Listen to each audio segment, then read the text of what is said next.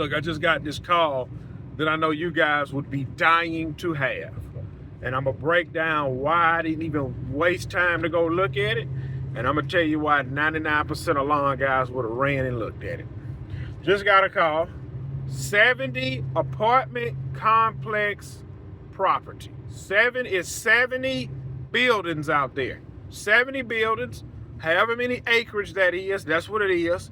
Shrub trimming out the yin yang, leaf removal during the winter, and weekly mowing during the spring and summer, and bi-weekly all winter.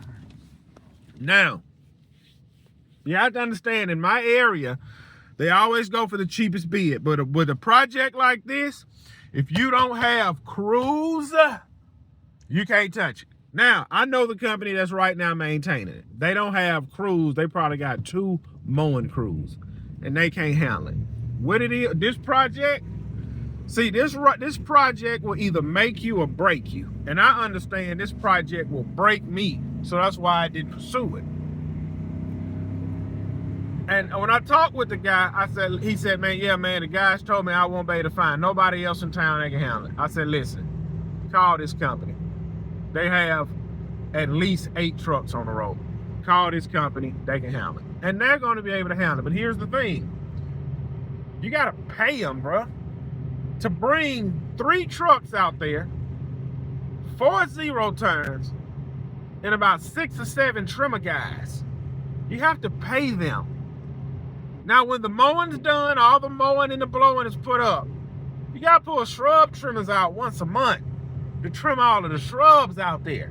And when the wintertime hit, they got to run out and buy leaf baggers. You're not mulching those. They want them out, which means you need a dump trailer as well.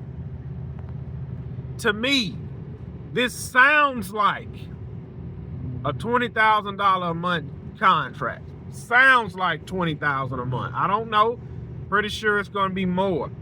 But how much that is a year? 20, 40, 60, 80, 100. 20, 40, 60, 80, 100. That's $240,000 a year to maintain a place. They don't want to pay that. They're not about to pay you $250,000 to come maintain this property. That's what it would take for you to be profitable.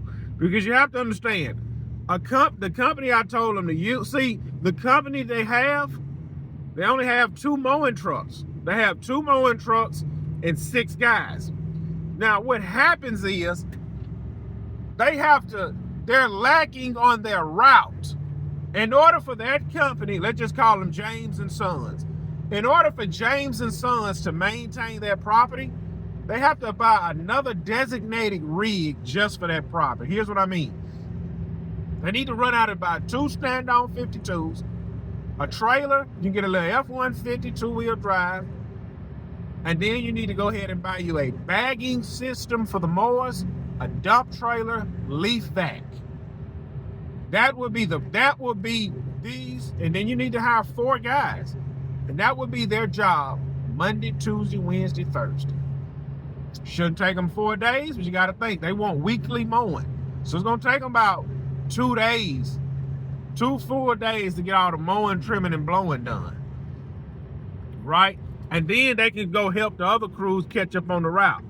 And then next week, they got to be back out. Because you got to understand, these guys are going to be booked up. Bro, I don't know what they got going on. Idiot. They can't drive. They upset with me. Look, let me park and explain how driving works when you come to an intersection and I'm coming from one side of the intersection and they coming from the other side of the intersection. So I'm going to park and explain how driving works. This is how driving works.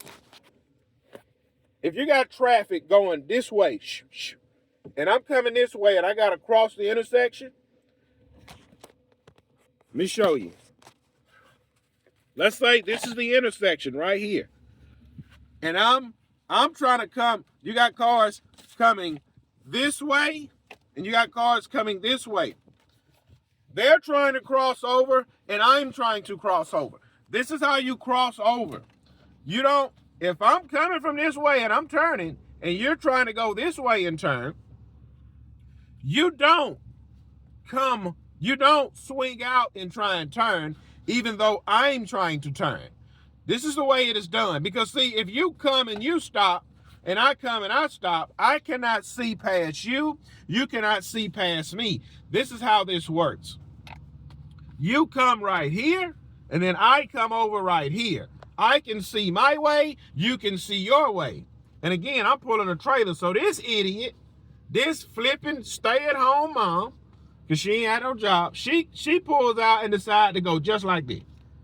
And I'm coming, so now the heat is on. She stopped. I just about got to go in the ditch, go around, and come over. Because I can't take my truck and trailer.